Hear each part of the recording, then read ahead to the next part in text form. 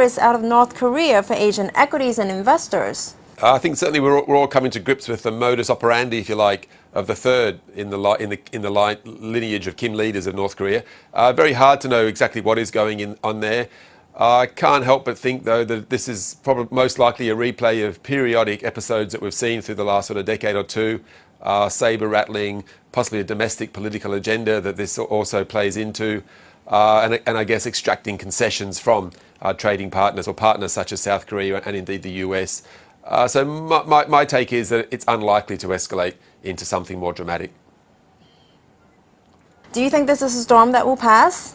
To be honest, I think that is the most likely outcome. I guess to sum it up, it's a small probability or small likelihood of a very significant event unfolding, so it's very hard to position around that. But I do think the most likely outcome is that it's a storm which passes. China trade data just came out and we saw a deficit. What does it signal of global recovery and monetary policy focus in China? I think you want to be cautious over analysing these data. The market's quite comfortable with the idea that the January-February period has a few distortions because of the changing Lunar New Year, and I think that's flowed into March this time. So of course we saw imports quite weak in February. That was the Lunar New Year effect there, and we've seen a bounce back in March, and that's been the main factor which has pushed the trade accounts into that small deficit. I think we need to see another month's data just to get a firmer take on the trend. But I guess what we can say is that rebalancing is occurring. China's external surplus is shrinking. But I think a month or two's time, we'll look back, we'll see that it's still in a reasonably robust surplus. With Japan's massive stimulus, will this be a game changer for the country? Does it steal the thunder away from China or add to the wider competition between Asia's two largest economies? I think it does add to the competitive dynamic, if you like, around the region.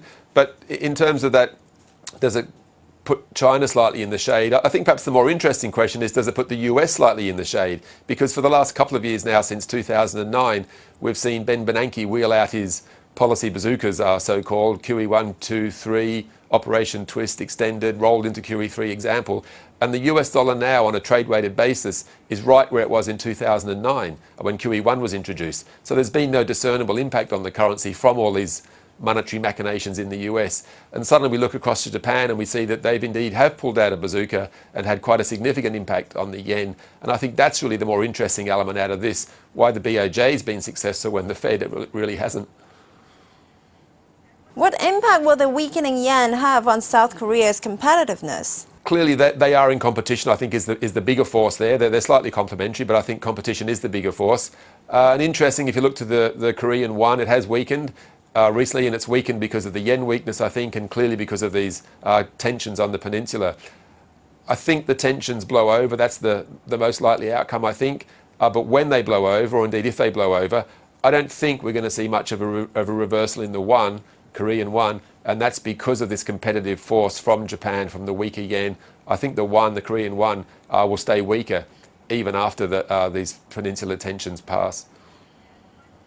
Which currency pair provide the best returns under the weakening yen?